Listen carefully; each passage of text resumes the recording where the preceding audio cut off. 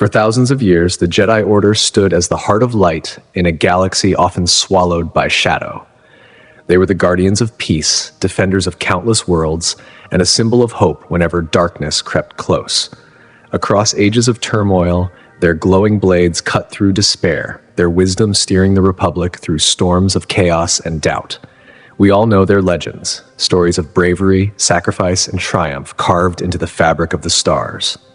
But behind that shining image lies something deeper, a web of secrets, quiet acts of courage, and moments of unbearable loss.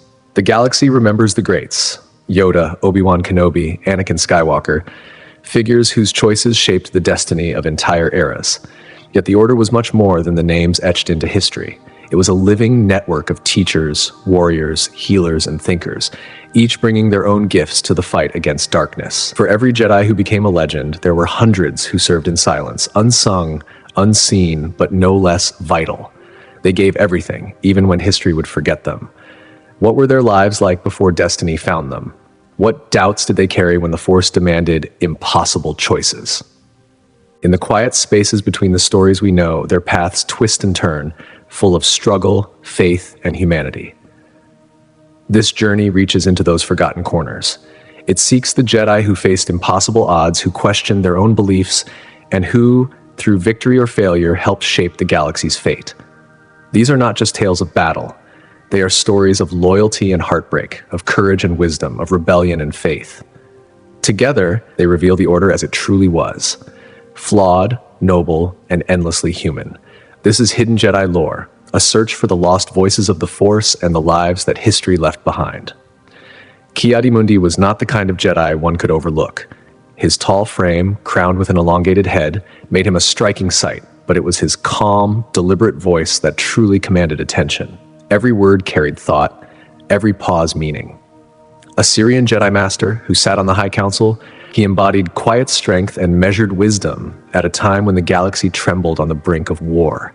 He was no celebrity warrior like Anakin Skywalker, nor a mystic like Yoda. Yet, his presence in the council chamber held weight. His insights often shifted the tone of entire debates. What made Ki-Adi-Mundi remarkable was not his combat skill, though his blade was swift and sure, but his mind. Born with a binary brain, a rare Syrian trait, he could consider two lines of thought at once, holding both emotion and reason in delicate balance.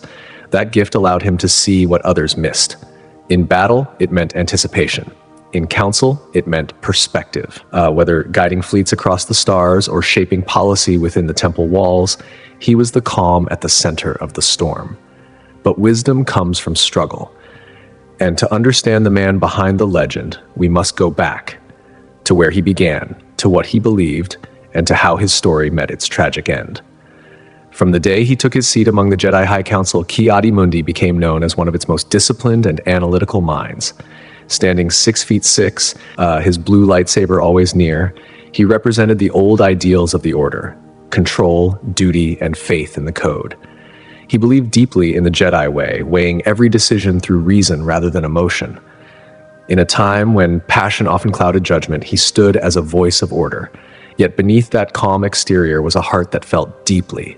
His logic did not come from distance, but from care, for the lives the Jedi protected, for the peace they fought to preserve, for the fragile balance that held the galaxy together. And in that belief, he found both his strength and the seed of his downfall. However careful his actions might have seemed, they always came from a single truth: his need to protect something far greater than himself. When the Clone Wars erupted, Ki-Adi-Mundi's path widened far beyond the quiet halls of the Jedi Council. Like so many of his order, he took up the mantle of general, leading legions of clone soldiers into the heart of battle. Among his most renowned campaigns was the Second Battle of Geonosis, where he stood beside legends like Obi-Wan Kenobi and Anakin Skywalker, commanding the 21st Nova Corps with precision and strength. Ki-Adi-Mundi was more than a strategist. He was a warrior of balance, calm in presence, yet fierce in combat. His mind was sharp, every movement deliberate, every strike an act of discipline and purpose. The troopers who fought beneath his command respected him deeply, not only for his brilliance in battle, but for his courage and integrity. He did not lead from safety. He fought in the dust and fire beside his soldiers, lightsaber blazing, his calm voice cutting through the chaos as he stood shoulder to shoulder with the men who followed him. The Clone Wars tested every Jedi's beliefs, and for Ki-Adi-Mundi, his skepticism became both his greatest strength and his hardest burden. When the Sith were first reported to have returned, he doubted it, not out of pride, but out of reason. The Sith had vanished from history for centuries, and the idea of their survival seemed impossible. Yet as the shadows deepened, he adapted. He saw the truth for what it was and committed himself to fighting it. He was present for the moments that reshaped the Jedi Order. He was in the council chambers when Qui-Gon Jinn presented the young boy named Anakin Skywalker, declaring him the Chosen One. True to his nature, Ki-Adi-Mundi questioned what others accepted in blind faith. He spoke with calm honesty about the dangers of training a child so old, so strong in the Force. While others felt wonder, he felt responsibility, a duty to weigh what others ignored. When the mission came to rescue Obi-Wan and Anakin on Geonosis, Ki-Adi-Mundi was among those who risked everything to save them. That single act of bravery would ignite the fires of the Clone Wars and change the galaxy forever. Throughout those dark years, his presence was steady. His voice carried weight in every council meeting, his judgment measured, his perspective always fixed on the larger picture. He fought not only battles of the body, but of the mind, guiding strategies that would decide the fate of worlds. By the war's end, Ki-Adi-Mundi found himself on the frozen plains of Megiddo, still leading the 21st Nova Corps through the brutal Outer Rim sieges. The campaign was merciless. It demanded endurance, sacrifice, and trust. And still, he held to the Jedi ideals, discipline, compassion, and loyalty to the light. Then came the command that would shatter everything, Order 66. The soldiers who had once followed him without question turned their blasters upon him. In that instant of betrayal, as red bolts filled the air, Ki-Adi-Mundi did not retreat. He fought with the same courage that had defined every step of his life. His lightsaber flashed against the storm of fire, blocking shot after shot, his voice silent, his resolve unbroken. But the numbers were too great. The master fell where he stood, surrounded by those who had once called him leader. Yet, Ki-Adi-Mundi's story did not die with him. His legacy endured, in the history of the Jedi, in the hearts of those who still believed in what he fought for. His lightsaber survived the war, passing through the ages as a quiet reminder of his devotion and sacrifice. He had embodied the core of the Jedi Order, reason, courage, and a deep sense of duty to the greater good. Though not as celebrated as other masters, his strength lay in something quieter, steadier. The wisdom to think, the will to act, and the heart to serve. He showed that peace sometimes demands battle, that conviction can outlast despair, and that even when the galaxy burns, the light must be defended. And somewhere in the long shadow of that light, another name rises. Kit Fisto. When you picture a Jedi Master, you might imagine calm wisdom and silent strength. But Kit Fisto was something different entirely. His presence carried warmth, his ever-present smile lighting even the darkest corners of war. A Nautolan from the oceanic world of Glee, Anselm, Kit's green skin and flowing head tendrils made him instantly recognizable. But it was not his appearance that drew people to him. It was the light in his spirit. Standing tall at 6.5 feet, Kit Fisto commanded attention without effort. Whether walking the serene halls of the Jedi Temple or standing amid the chaos of battle, he radiated calm. Where others carried the weight of fear, Kit carried hope. His steady confidence made those around him believe that somehow, no matter how grim things seemed, they would prevail. Kit was a master of balance, relaxed and friendly, yet sharp and commanding when duty called. His humor was genuine, never forced. He could speak to young Padawans with the patience of a teacher or lead soldiers into battle with the confidence of a warrior born. His Padawan, Nad Arveb, saw in him both mentor and friend, a Jedi who taught not through lectures, but by example. But beneath that easygoing nature was a warrior of rare skill. When the moment came, Kit could move from warmth to deadly precision in the blink of an eye. Even in combat, he never lost control. He did not fight from anger or desperation, but from peace. Every strike powered by discipline and purpose. As a Nautolan, Kit had gifts few others shared. The oceans of Glee. Anselm had shaped him into a natural swimmer and fighter beneath the waves. His bond with water became part of his very identity, flowing through his movements and his mastery of the Force. Whether in deep seas or dry deserts, he adapted with grace, turning his environment into his greatest ally. Kit Fisto's service to the Jedi Order was vast and honorable. He held a seat on the High Council, survived the brutal First Battle of Geonosis, and guided his Padawan to knighthood. He even faced General Grievous and lived, a feat that few in the galaxy could claim. His command of Form 1 and Form 4 lightsaber combat made him a dancer of death, fluid, acrobatic, and impossible to predict. But perhaps his greatest victories came in the water. On worlds like Mon Cala, where battles raged beneath the surface, Kit led Republic forces through alien depths with unmatched expertise. He moved through the currents like part of the sea itself, turning tides and shifting the course of war. His mastery of the Force allowed him to command water as a weapon, currents bending at his will to strike, shield, or sweep away his foes. His reputation grew with every mission. Mace Windu trusted him deeply, often sending him on assignments that required both strength and restraint. Kit's calm judgment under pressure made him indispensable, a Jedi who could think as quickly as he could fight. His story, like all Jedi, that carried triumph and loss. At the First Battle of Geonosis, he fought through chaos and survived the massacre that began the Clone Wars. Later, on Vasek 3, he faced Grievous again, this time alongside his Padawan. The duel was fierce, and though Nadar fell, Kit endured, carrying the lesson of loss with quiet dignity. In the waters of Mon Cala, he became legend. Diving headfirst into battle, commanding Republic and local forces alike, he led from the front with clarity and precision. Every movement, every order reflected his harmony with the Force and the natural world. Kit's skill in combat was unmatched. His lightsaber strokes were smooth, circular, and rhythmic, each one flowing into the next like waves against stone. His body moved with grace, his mind calm, his will unbreakable.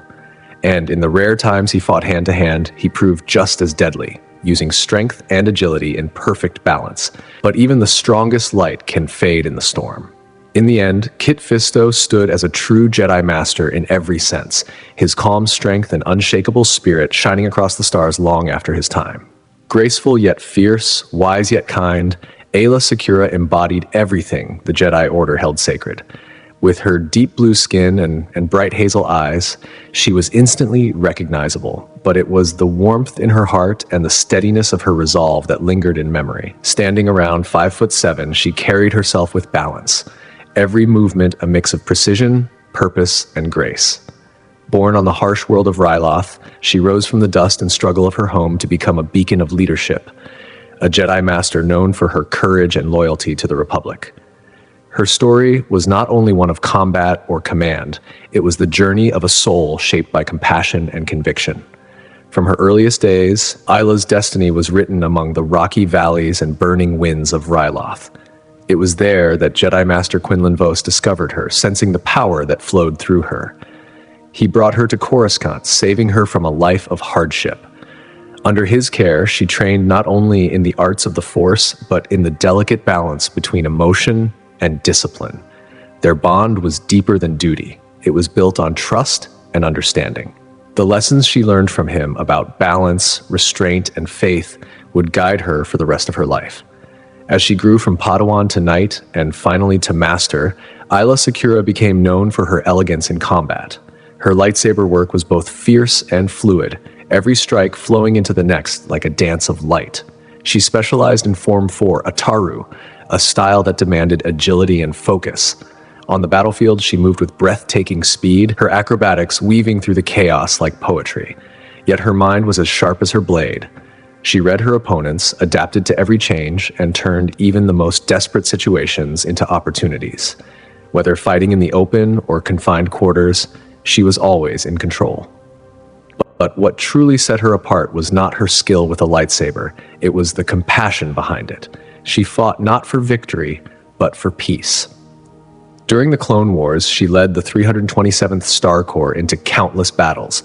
From the scorching sands of Geonosis to the tangled jungles of Meriden, her command was defined by courage and care. She led from the front, never asking her soldiers to face a danger she would not share herself. Her partnership with Commander Bly became a testament to trust between Jedi and clone. Together, they strategized, adapted, and saved lives. Her leadership reached beyond tactics. Aayla reminded those around her that the Jedi Code was not about detachment, but clarity. She taught that compassion could exist without attachment, and that love for all life could be a Jedi's greatest strength. To her, selflessness was not sacrifice, it was purpose. Her calm voice brought peace to the battlefield. Her example brought hope to the weary. In the final days of the war, Aayla Secura was stationed on the lush, dangerous world of Felucia. The towering mushrooms and strange glowing plants painted a hauntingly beautiful scene, the calm before betrayal. When Order 66 came, the soldiers who had once followed her turned their weapons upon her. There was no warning, no time to question. Yet, even in that final moment, Aayla did not run. She faced her fate with the same courage she had shown all her life. Her blue blade flashed once more in defiance before fading into silence. Her death was swift, but her legacy endured. She had shown that the heart of a Jedi was not measured by survival, but by service. Her strength, her kindness, and her unwavering faith in what was right became part of the living memory of the Order. Through her example, she proved that even in the darkest times, one person's light could still guide others. And in the final years of the Republic, as stars dimmed and hope thinned, there was another who stood just as firm, Luminara Unduli. Among all the Jedi who served in those waning days, few embodied discipline and control like she did. A Mirialan of calm strength and green skin marked with sacred tattoos, Luminara carried herself with quiet confidence. At 5'9", her presence was composed, centered, and unshaken. Her green lightsaber cut through the fog of war like a symbol of balance, always guided by purpose. Luminara was more than a warrior. She was a thinker, a philosopher, a teacher whose mind and spirit were as sharp as her blade. Every step she took was measured, every word chosen with care. She believed that mastery of the Force began with mastery of the self. From her earliest training, she lived by the values of her Mirialan heritage: discipline, patience, and spiritual awareness. Each tattoo upon her face marked a milestone in growth, both as a Jedi and as an individual. Her calm demeanor made her a pillar of steadiness in uncertain times. But those who knew her well also saw the subtle humor beneath her composure, a quiet smile, a rare joke shared between missions. Her strength lay not only in combat, but in teaching. As mentor to Barriss Offee, she shaped a new generation with lessons of control and purpose. Her training methods were strict, but filled with care. She taught that restraint was not weakness, it was strength in its purest form. Before every battle, she prepared her mind and her students with equal precision, believing that true readiness began within. That discipline made her an ideal commander when the Clone Wars erupted. She led with patience, always analyzing before acting, always. In the ranks of the Grand Army of the Republic, her strength and calm leadership shone like a steady light in the storm of war. As commander of the 41st Elite Corps, she led her clone soldiers through countless campaigns, standing beside them, not above them, with a resolve that never wavered. Where some Jedi struggled to understand the men who fought for them, Luminara Unduli earned their loyalty through quiet strength, clear strategy, and her courage to face danger head-on. Her record in the Clone Wars reads as a chronicle of defining battles. At the first Battle of Geonosis, her mastery of the third form of lightsaber combat, Soresu, was on full display. That elegant defensive style turned the enemy's fury back upon itself. Every motion was precise, her blade a shield that moved with flawless rhythm. Whether cutting through droids or facing agents of the dark side, her poise never broke. Among her fiercest opponents stood Asajj Ventress, the deadly apprentice of Count Dooku. Their duels were more than clashes of skill, they were contests of will and intellect. Ventress fought with rage and unpredictability. Luminara countered with balance and control. Each encounter tested her mind as much as her strength, and each time she proved that focus could overcome fury. Her brilliance carried into the second Battle of Geonosis, where she joined forces with Anakin Skywalker and Obi-Wan Kenobi. Together they faced the Geonosian Queen, Karina the Great, whose control over hordes of reanimated warriors turned the battlefield into a nightmare. Even in that chaos, Luminara led with methodical precision, her calm presence anchoring those around her. But war does not only test the body, it tests the soul. Her former Padawan, Barriss Offee, once her pride and student, turned against the Order and masterminded the bombing of the Jedi Temple. That act of betrayal struck at the heart of the Republic and shattered the trust between master and apprentice. For Luminara, it was a wound that went far deeper than the battlefield could reach, yet she did not retreat into bitterness. Instead, she carried on, steadfast in her service to the ideals she still believed in. On the forested world of Kashyyyk, she fought beside the Wookiees in defense of their homeland. Her plans were deliberate, her courage unshaken. Each mission became another trial of her spirit, another chance to hold firm to the meaning of the Jedi way, even as the galaxy around her darkened. Luminara's gifts extended beyond combat. As a diplomat, she could ease tension with reason and patience, navigating fragile negotiations that often kept bloodshed at bay. Her rare ability to probe the thoughts of others through the Force made her invaluable on covert missions, where truth could mean survival. Her physical grace mirrored her mental discipline. Years of training had shaped her into a being of balance, every movement flowing with purpose and precision. Then came the end, the moment when loyalty turned to treachery. Stationed on Kashyyyk during the execution of Order 66, she fought alongside the same clone troopers who had once trusted her completely. When the command came, their blasters turned upon her. In those final seconds, she met death as she had lived, calm, dignified, and without fear. But even after her fall, the Empire could not let her rest. They twisted her image, using recordings of her to lure other Jedi to their doom, a cruel shadow of the truth she once embodied. Yet no deception could erase her real legacy. For those who knew her, she remained a symbol of wisdom, composure, and faith in the light. Her voice, heard again years later, guiding Rey against Emperor Palpatine, proved that her spirit had not faded. Her lessons endured, echoing across generations of Jedi who followed the same path of discipline and hope. Luminara Unduli was never defined by power alone. She represented the highest calling of the Jedi Order, to serve with clarity, to act with honor, and to face every trial without surrender.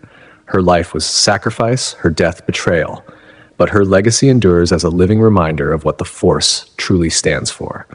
Barriss Offee's story begins as a reflection of that same light, but her journey moves through shadow. Born in 40 BBY, she entered the galaxy aboard a starliner, drifting through the silence of space. The Jedi discovered her as an infant, sensing the power that pulsed quietly within her. From the moment she arrived at the temple on Coruscant, it was clear she was destined for something extraordinary.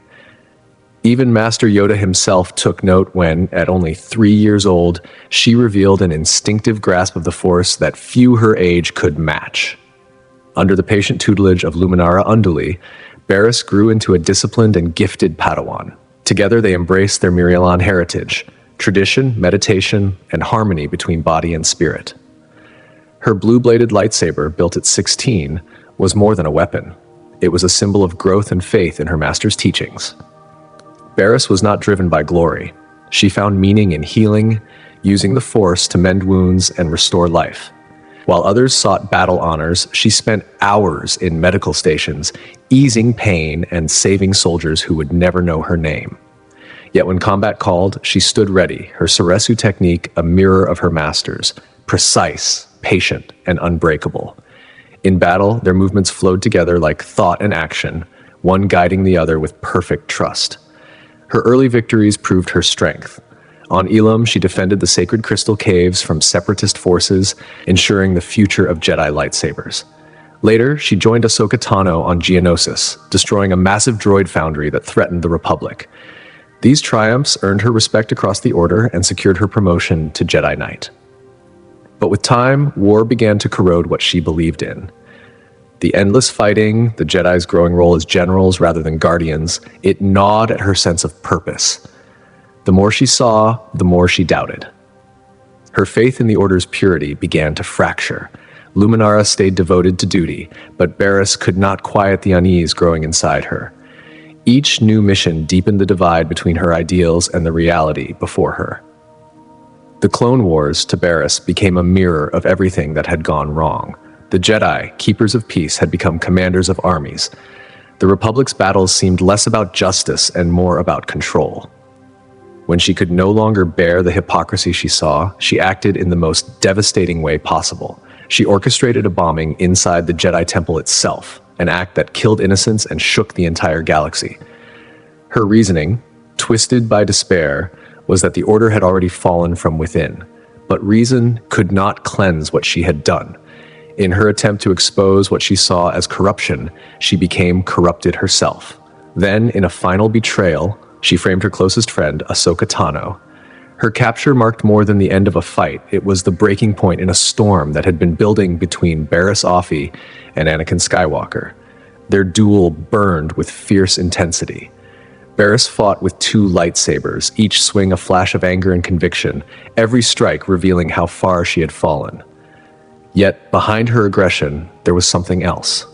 A shadow of sorrow, a desperate belief that what she was doing was necessary, even if her heart knew it was wrong. Anakin's power finally overwhelmed her. The clash ended with Barriss disarmed, brought before the Jedi Council to face judgment. During Ahsoka Tano's trial, Barriss stood and spoke, not with hatred, but with fire and pain. She accused the Jedi of losing their way, of trading wisdom for obedience, peace for politics. Her voice echoed through the chamber, shaking even the most stoic masters. Her words struck deep, forcing the Order to look inward, to see the hypocrisy they tried to ignore. Though her actions were condemned, the echo of her rebellion spread far beyond that courtroom. Barriss's betrayal left wounds that would never truly heal. It was her choices that drove Ahsoka to walk away from the Jedi Order, a moment that changed not just her fate, but the fate of the entire galaxy. For Ahsoka, it was confirmation of every doubt that had been growing inside her, proof that the ideals she once believed in were slipping away under the weight of war. To many, Barriss became more than a traitor. She became a reflection of the Order's own struggle, a sign of how conflict could twist even the most devoted heart. Her story revealed the fractures spreading beneath the surface of the Jedi way, cracks born not of weakness, but of blindness. The war had changed them, and Barriss's fall forced them to see what they had become. Yet in her failure, she also sparked something vital: reflection. Her defiance planted seeds that would grow long after the Clone Wars faded into history. Barriss's motives were never simple. She did not crave power or glory. She acted from conviction, driven by a belief that the Jedi had strayed too far. Her criticism was not entirely wrong. Their growing attachment to military control and their distance from the people they vowed to protect were undeniable truths. But her path, tainted by violence and betrayal, drowned any wisdom her cause might have carried. Barriss Offee's downfall became a warning, a story about how noble ideals can curdle into tragedy when stripped of empathy. She tried to mend a broken system, but shattered herself instead.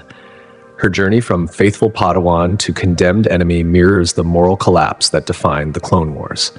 Her choices reflected not only her own pain, but the moral decay of the Order itself. And while her betrayal could never be justified, it forced the galaxy to ask what the Jedi truly stood for. Her story remains a haunting lesson, that even the purest beliefs can falter when the world around them blurs the line between justice and destruction. Plo Koon was the kind of Jedi whose presence brought stillness to chaos. Standing tall, his breath mask gleaming under faint light, the Keldor Master from Doran carried an aura of peace wherever he went. His voice, filtered, calm, and deep, seemed to slow time itself.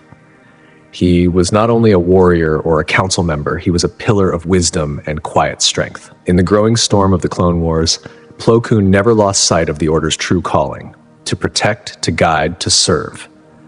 He was steady in battle, measured in judgment, and gentle in spirit. His reputation came not from triumphs in combat, but from the way he treated those around him. To the clones who followed him, he was not a commander, he was a protector. When he told them, "You are not expendable to me," it was more than words. It was a promise that gave them dignity in a world that saw them as tools. His troops, the Wolfpack, followed him not out of duty, but out of respect. They saw in him something rare, a Jedi who truly saw them as men, not numbers. And that same compassion extended far beyond the battlefield. It was Plo Koon who discovered Ahsoka Tano when she was only 3 years old, sensing in her not just the Force, but courage, warmth, and light. He brought her to the Jedi Temple, setting her on the path that would one day make her one of the galaxy's greatest defenders. Even after he passed her training to Anakin Skywalker, her bond with Plo remained unbroken. She spoke of him with warmth, calling him Master Plo, a name that carried both respect and deep affection. Their connection became her anchor, shaping the strength and compassion that defined her long after she walked away from the Jedi Order. His guidance was not only a lesson in combat or discipline, but in what it meant to live with purpose and empathy. Plo Koon's life was a story of steady courage and quiet conviction. His service to the Jedi Order was marked by tireless devotion to its ideals. As a gifted pilot, he often took to the skies in his Delta 7 starfighter, leading daring missions throughout the Clone Wars. His strategic brilliance made him an essential voice in critical battles, including the campaign against the Malevolence, a massive separatist warship that threatened entire fleets. During that mission, he commanded the defense of the Kyle Medical Center, an operation that revealed not only his skill in tactics, but his unwavering desire to protect the innocent. One of his most memorable missions was his hunt for the young bounty hunter Boba Fett, where he fought alongside Ahsoka Tano. That journey showed the depth of his character, a man who could wage war and yet take the time to teach. Through that mission, he helped Ahsoka understand the delicate balance between justice and mercy, between strength and restraint. But Plo's mastery was not limited to his starfighter. With his blue lightsaber, he fought with grace and precision, every movement deliberate, every strike measured. His control over the Force, especially telekinesis, reached legendary levels. He could survive for a short time in the vacuum of space, an incredible display of endurance and adaptation, traits shared by the Keldor people. As a general in the Grand Army of the Republic, Plo led the 442nd Siege Battalion through some of the most grueling campaigns of the war. His command was defined not by fear or distance, but by understanding. Unlike many Jedi who kept their troops at arm's length, Plo forged genuine bonds with his soldiers. He saw them not as tools of war, but as lives worth valuing. Under his leadership, men fought not just for the Republic, but for the trust he placed in them. During the Malevolence campaign, he led a desperate mission to rescue survivors trapped among the wreckage of a destroyed fleet. Against impossible odds, he and the Wolfpack ventured deep into hostile territory to save those who had been left behind.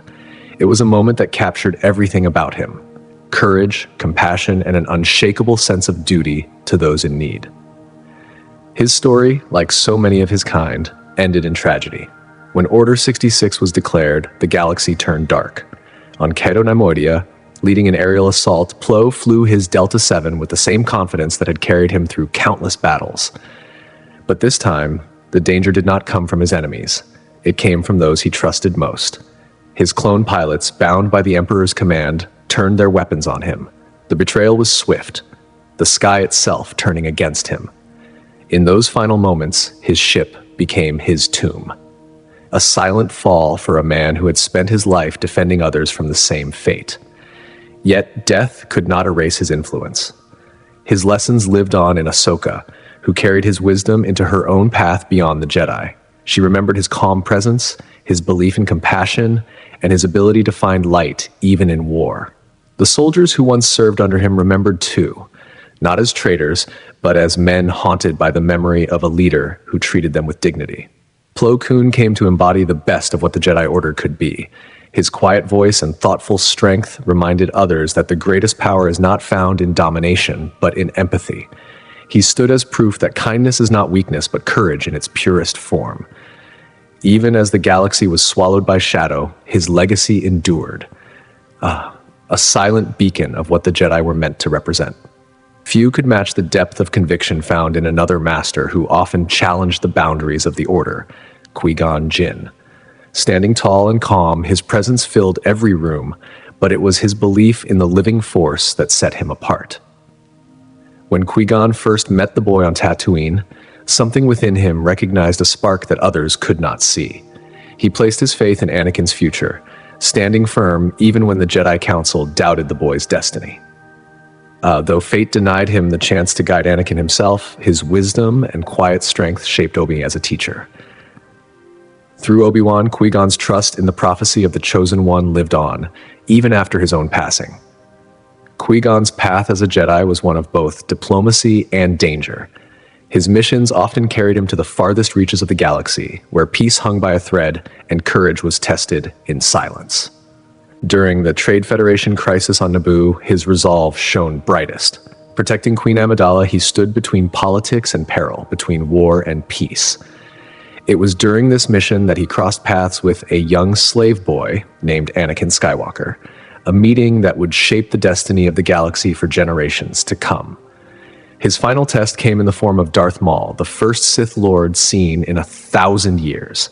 The battle between them burned with ferocity and precision, a storm of light and shadow. Though Qui-Gon's life was taken by Maul's blade, his purpose remained unbroken. With his last breath, he entrusted Obi-Wan with training Anakin, passing the torch of hope to his apprentice. In death, his faith did not fade. It deepened. Even before that final duel, Qui-Gon had begun seeking answers beyond the living world. His studies led him to the Force priestesses, ancient beings who held the secret to life beyond death. Though he never completed their training, his spirit endured, becoming the first Jedi to remain conscious after death. As a luminous presence in the Force, he guided those who came after him. Yoda, Obi-Wan, teaching them what it meant to live beyond form, to serve beyond time. His calm voice continued to echo in moments of fear and doubt, steady and clear. Through him, the Jedi found strength when all seemed lost. Qui-Gon Jinn's influence reached far past his years in the Order. He shaped the choices of Obi-Wan Kenobi, the destiny of Anakin Skywalker, and even the understanding of Yoda himself. His belief in the living Force taught others to listen, to feel, and to trust in the flow of life rather than control it. He reminded the galaxy that true wisdom is not found in rules, but in compassion, intuition, and presence. For Qui-Gon, the Force was more than a current. It was a companion, one he followed with unwavering faith until the end. Quinlan Vos stood apart from that tradition. At 6'3", with his yellow facial tattoos marking his Kifar heritage, he carried an air of danger and depth. He was both shadow and light, a man who lived on the thin edge between order and chaos. Known for breaking convention, Vos operated where others feared to tread. His unorthodox ways often unsettled the Council, but in the darkest corners of the galaxy, those same ways saved lives. Vos possessed a rare gift, psychometry, the power to sense memories from objects through touch. With this, he could read the echoes of the past, feel the emotions left behind, and see what others overlooked. This ability made him a remarkable tracker and investigator, capable of uncovering truths buried beneath layers of deceit. Yet it also burdened him, forcing him to carry the weight of countless emotions and lives that were not his own. In battle, Vos was unmatched, swift, agile, and relentless. But his strength was not only in combat. As a spy and infiltrator, he could blend effortlessly into the criminal underworld, moving among smugglers and assassins to gather intelligence or dismantle threats from within. His ability to adapt made him invaluable during the Clone Wars, where clear lines between good and evil often blurred into gray. Despite his rebellious streak, Vos was deeply loyal to the ideals of the Jedi. His teachings to his Padawan, Aayla Secura, revealed a side of him that valued patience, empathy, and self-discovery. Under his guidance, she grew into one of the Order's finest, a warrior and philosopher who embodied both the strength and spirit of her master. For Quinlan Vos, the path of a Jedi was not one of perfection, but of balance. He lived where the light met the shadow, where conviction met doubt. Their bond ran deep, forged in mutual trust and quiet respect. It reflected Vos's rare gift, the ability to see worth in those others pass by without a second thought. In Obi-Wan Kenobi, Vos found not only a companion in battle, but a true friend, even as their paths often clashed. Kenobi followed the Jedi Code to the letter, while Vos was willing to bend its rules when justice demanded it. During their pursuit of Zero the Hutt, their differences stood in full view, discipline against instinct, caution against daring, but together they proved unstoppable when the stakes were highest. Quinlan Vos lived by walking the edge where most feared to tread. His courage carried him into the shadows of the galaxy, where the light of the Jedi Order rarely reached. That same courage, though, would lead him to one of his darkest trials. During the Clone Wars, he was sent to eliminate Count Dooku, the fallen Jedi who had become a Sith Lord. To succeed, Vos went undercover, sinking deep into Dooku's circle, hiding his true nature beneath layers of deception. But the deeper he went, the heavier the price became. The dark side tempted him, whispering promises of strength and control, until at last he faltered. For a time, Vos stood not as a Jedi, but as Dooku's apprentice, torn between his training and the hunger for power that clouded his soul. It was then that he crossed paths with Asajj Ventress, a warrior once bound to the Sith, now free, but scarred by betrayal.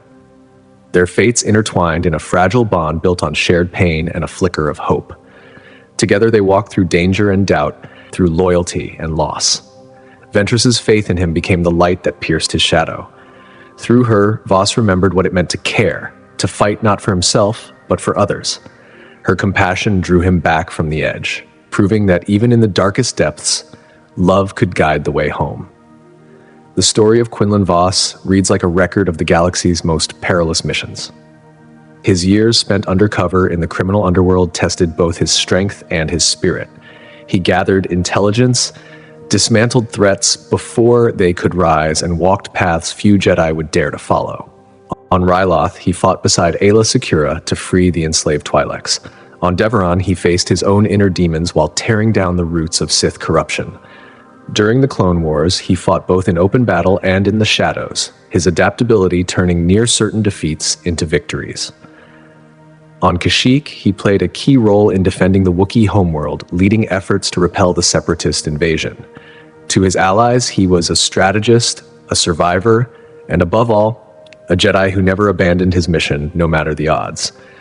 His fall into darkness left a scar that time could not erase, yet it did not define him. Through the strength of Ventress and the power of his own will, he found a way back into the light. His redemption was not about denying the darkness he had touched. It was about understanding it, mastering it, and choosing to rise above it. Vos came to see that balance, not purity, was the true essence of the Force. He understood that extremes, whether of light or shadow, could both lead to blindness. This insight shaped his actions long after the war, guiding him as he sought to protect others from the same fate that had nearly claimed him. When Order 66 tore through the galaxy, extinguishing nearly every Jedi life, Vos endured. His years of deception and stealth became his shield as the Empire hunted survivors. But mere survival was never enough for him. Even while the galaxy drowned in fear, he kept fighting in secret, aiding those who still carried the spark of the Jedi within them, helping them escape the grasp of the Empire. Quinlan Vos never walked the safe road. His defiance, his refusal to yield, became the mark of his legacy. The Jedi Council often questioned his choices, but history remembered his results. His life proved that the Force was not a single path to be obeyed, but an endless current to be understood. From mentoring Aayla Secura to returning from the darkness that nearly consumed him, his story became one of growth, sacrifice, and renewal. He moved through the shadows of the Order, yet his influence reached far beyond its halls, touching allies and enemies alike, leaving behind a trail of change that even time could not erase. In an era of chaos, Quinlan Vos showed that courage was not the absence of fear, but the will to face it and move forward. His journey, marked by failure, redemption, and truth, remains proof that light and dark are not enemies, but parts of the same whole. To those who knew him, his life stood as a quiet reminder that the Force connects all things, and even in the deepest night, light waits to return. Yaddle, meanwhile, stands as one of the most extraordinary yet often overlooked figures in the long history of the Jedi. Born nearly 5 centuries before the fall of the Republic, she lived through ages of triumph and despair, a silent witness to the galaxy's endless cycle of conflict and renewal. Known for her calm strength and her profound command of the Force, she served with quiet dignity on the Jedi High Council, shaping decisions that would ripple across generations. Though small in stature, standing barely 2 feet tall, her presence filled any room she entered. Her green skin glowed softly beneath the temple lights, her long auburn braids swaying as she moved, her eyes, green and gold, holding both wisdom and compassion. She resembled Yoda in form, but differed in spirit. Where he radiated authority, she carried warmth, steady and calm, that invited trust. Her mastery of the Force was remarkable, even among the greatest Jedi Masters. Yaddle wielded techniques so ancient that few in the Order had ever seen them used. Among them was Morikro, a rare power that allowed her to slow the functions of a living body, subduing foes without harm. It was a reflection of her philosophy. Strength guided by mercy, power restrained by purpose. She excelled in telekinesis, mind influence, and pain suppression, her control so refined that she could quiet agony with a thought. When she fought, her movements were a study in balance. Agile and graceful, she turned her small frame into an advantage, using speed and precision to disarm even the most formidable opponents. As a teacher, Yaddle was a force of patience and insight. She nurtured the minds of young Jedi, teaching them not only the skills of combat, but the art of understanding themselves. She reminded them that knowing one's weakness was the first step to mastering it, that humility was the seed from which strength could grow. Many of her students would go on to greatness. Oppo Rancisis, who would one day sit beside her on the council, and Jaro Tapal, whose bravery during the Clone Wars became legend. Yaddle's lessons endured long after her voice had faded from the halls of the temple, her words echoing in the hearts of those she had once guided. It was through her quiet wisdom that the Jedi learned. During the height of the High Republic era, Yaddle's strength and leadership were tested again and again.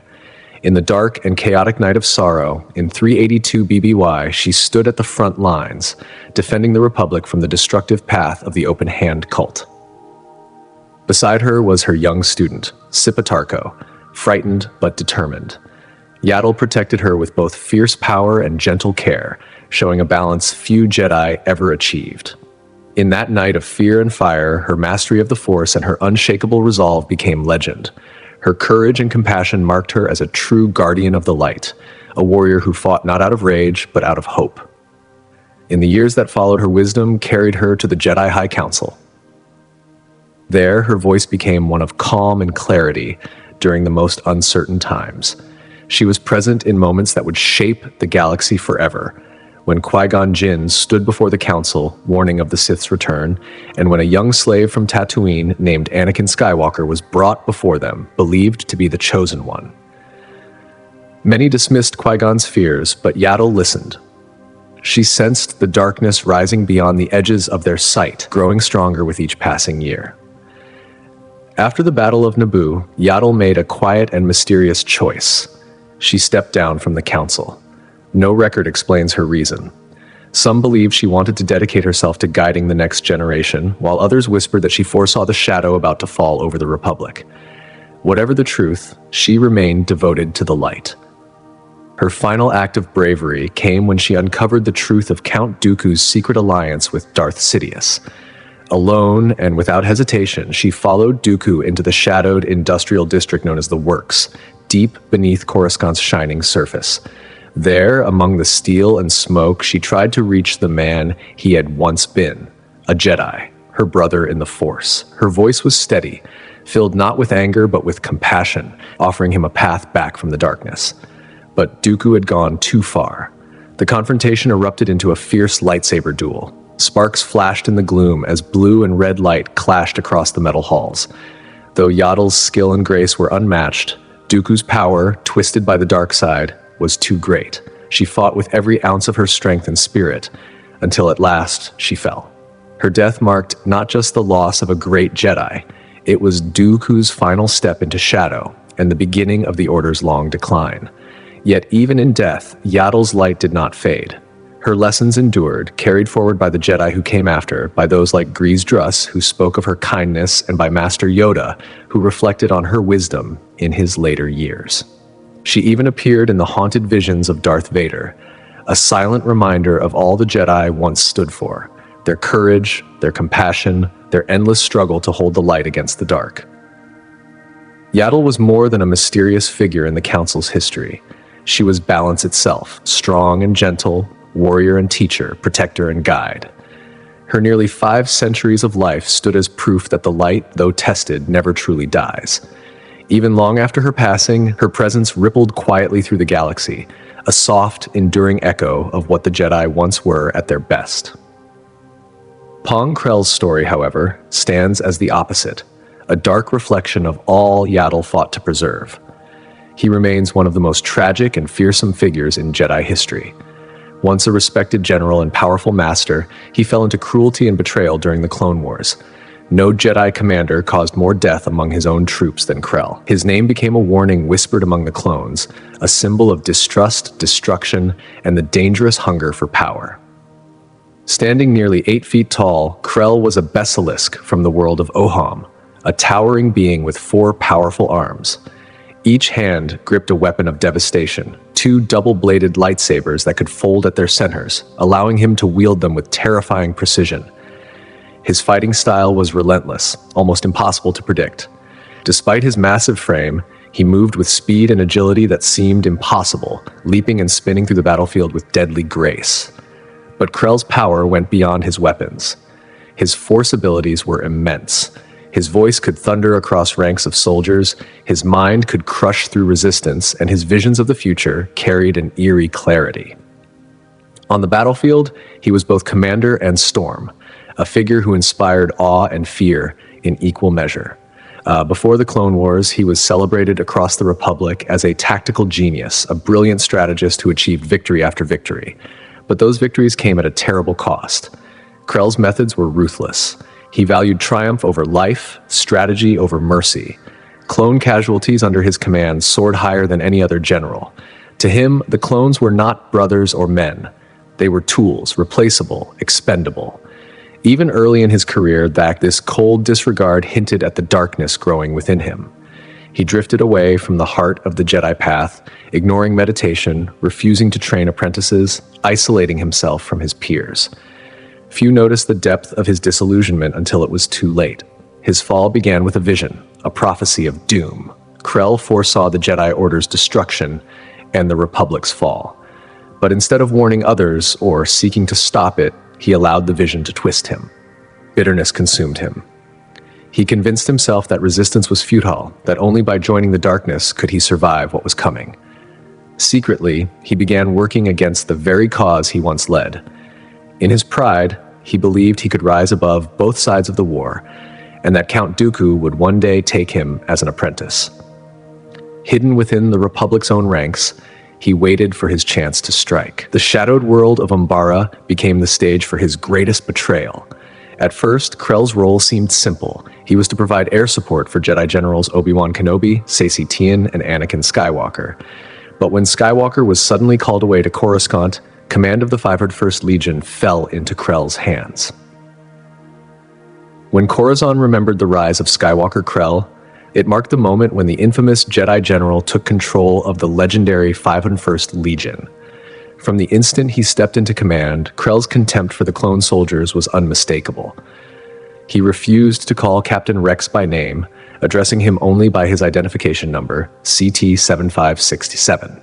To Krell, the clones were not comrades, not living beings shaped by experience and loyalty, but tools, disposable and replaceable. From that point forward, chaos took hold. Krell's orders led the 501st into one disastrous campaign after another. His strategies were not born of wisdom, but of cruelty. He demanded a direct assault on the Umbaran capital through its most fortified defenses, ignoring the safer, tactical paths that his officers proposed. The result was carnage.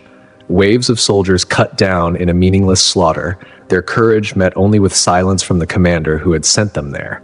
When his men pleaded for reinforcements or even a retreat, Krell denied them coldly. His tone empty, his decisions absolute. In one horrific instance, he ordered the Legion into a ravine drenched in enemy fire. What could have been a clean victory became a massacre. It was then that the clones began to understand these were not mistakes. They were deliberate choices. Each command exposed a deep and growing disregard for their lives. The trust that once bound the 501st together began to crumble, replaced by confusion, fear, and quiet rebellion. The breaking point came during the assault on the Umbaran airbase. Krell dismissed every suggestion of stealth from Captain Rex and his squad. He wanted a frontal attack, nothing less. Even after the clones fought valiantly and seized the base, Krell refused to let them use the captured Umbaran ships to secure their next position. Instead, he forced them to march, exposed and vulnerable, straight into missile fire. It was not strategy, it was punishment. The soldiers began to whisper among themselves, questioning if their general still served the Republic at all. That whisper became certainty when Krell accused 2 troopers, Fives, and Jesse of treason and ordered their execution. He fabricated reports claiming the enemy had disguised themselves in clone armor, deceiving his own forces into fighting one another. The battlefield turned into a nightmare, brother shooting brother, the cries of confusion drowned by the roar of blasters. When the truth surfaced, the shock was unbearable. Their general, once a Jedi, had betrayed them all. As his mask fell away, Krell's true nature was revealed. He had fallen to the darkness, seduced by its promise of power. Captain Rex, burdened by loss yet driven by duty, united the surviving soldiers of the 501st and the 212th to stop him. In the command center, Krell met them with unrelenting fury, twin lightsabers blazing. His movements were monstrous, swift, precise, deadly. The clones fought bravely, but none could match his strength. When he finally fled into the misty forests of Umbara, the hunt began. Trooper Tup was the one who ended it. Using a native Vixus creature, he captured the fallen Jedi. Bound and unarmed, Krell mocked his captors, admitting his allegiance to the dark side and his desire to serve Count Dooku. He spoke without shame, his voice steady, almost proud. When the troopers debated what to do, one of their own, Dogma, acted first. In a single moment of defiance and justice, he raised his blaster and ended Krell's reign. Though Dogma was arrested, his brothers understood. The deed was not vengeance. It was the only way to bring peace to the souls lost under Krell's command. Yet the victory was hollow. The 501st was scarred, their faith in the Jedi shaken beyond repair. The name Pong Krell became a warning whispered among the ranks, a reminder of how quickly light can turn to shadow and how ambition can devour even the most honored Jedi. Far from the battlefield, in the quiet halls of the Jedi Temple, another story began, one that would echo across the galaxy. A child named Dooku was left behind at the temple gates, small and silent, unaware of the destiny waiting before him. From his first days among the younglings, Dooku was different. He moved with precision, spoke with restraint, and studied with unyielding focus. He was placed in the Hawkbat clan, training beside other initiates, including a youngling named Sifo Dyas. The two shared something rare among the Order's children, curiosity and ambition. Dooku mastered the Force and the art of the lightsaber faster than most, guided by Master Terra Sinube. His mind was sharp, his form elegant, his concentration relentless. Yet he kept his distance. While others bonded over laughter and lessons, Dooku stood apart, observing, analyzing, never fully belonging. Only Sifo Dyas reached him. Their bond, born of shared respect and purpose, grew stronger over the years. But at age 12, a single journey changed everything. During a diplomatic festival on Sereno, Dooku returned to his homeworld for the first time since infancy. There he met his siblings, Jenza and Ramil, and learned the truth. His father had cast him out, rejecting the Jedi and the son taken by them. The revelation shook him. Beneath his calm exterior, something stirred, a longing for connection and a growing doubt about the Order's strict detachment from family and emotion. Though he returned to Coruscant, the spark of rebellion within him did not fade. In secret, he began writing to his sister Jenza, keeping alive the bond the Jedi demanded he forget. That hidden thread between duty and blood would one day define his destiny. Soon after, Grandmaster Yoda himself chose Dooku as his Padawan. Under Yoda's guidance, Dooku's abilities flourished. His curved hilt lightsaber, crafted with care and precision, became a symbol of his grace and control, a reflection of the refined art he brought to every duel. Even as a young Padawan, there was something different about Dooku. He carried himself with confidence, but also with curiosity. He questioned the rules others followed without thought. The traditions of the Jedi Order never fully silenced his need to ask why. He often debated with Master Yoda, not out of rebellion, but out of a hunger to understand the deeper nature of the Force. Their conversations were intense, yet filled with respect. Despite their differences, a strong bond grew between them, one rooted in admiration and shared purpose. Dooku's rise to the rank of Jedi Master felt inevitable. His mastery of the lightsaber was second to none. His style, elegant, deliberate, and exact, set a new standard for Jedi combat training. But his talent was not limited to battle. He was a thinker, a diplomat, a voice that carried weight in the grand halls of the Galactic Senate. Many across the galaxy respected him, not just for his power, but for his wisdom. As a teacher, Dooku trained several Padawans, each reflecting a different part of his spirit. Among them were Rael Averross and Qui-Gon Jinn. Rael embraced his master's practical way of seeing the world, while Qui-Gon inherited Dooku's questioning heart, a belief that the Force was alive, ever-changing, and not bound by rigid codes. These apprentices became living echoes of Dooku's philosophy. He was a patient mentor, though demanding. He taught his students to look past appearances, to challenge the easy answers. With Qui-Gon especially, the connection ran deep. They shared long discussions about the mysteries of the Force, searching for meaning beyond what the Council prescribed. Dooku believed that to follow blindly was to fall asleep to truth, that to cling too tightly to tradition was to lose sight of progress. It was this conviction that would later pull him away from the very institution he had served so faithfully. Yet within the walls of the temple, his presence left an indelible mark. His students learned to see beyond doctrine, to question power, to think as individuals within the order. But as the years moved on, shadows began to creep into his thoughts. The Senate revealed to him the cracks in the Republic, the greed, the corruption, the decay hidden beneath ceremony and order. He grew weary of the Council's calm acceptance, their unwillingness to confront what was clearly wrong. To Dooku, the Jedi had become entangled in politics, servants of a system they were meant to guide. His faith wavered. The old certainty began to fade, and when he turned inward, he felt a pull toward his ancestral home, Sereno. The memories of his lineage, his family, and his heritage stirred feelings the Jedi sought to suppress. That growing sense of identity, of belonging outside the Order, deepened his conflict. Outwardly, he remained composed, a model Jedi master, a figure of strength and intelligence, but within, the struggle grew louder. The same mind that once sought truth now wrestled with doubt. Seeds of separation began to take root, quiet yet unstoppable. During his years with the Jedi, Dooku stood as both warrior and philosopher.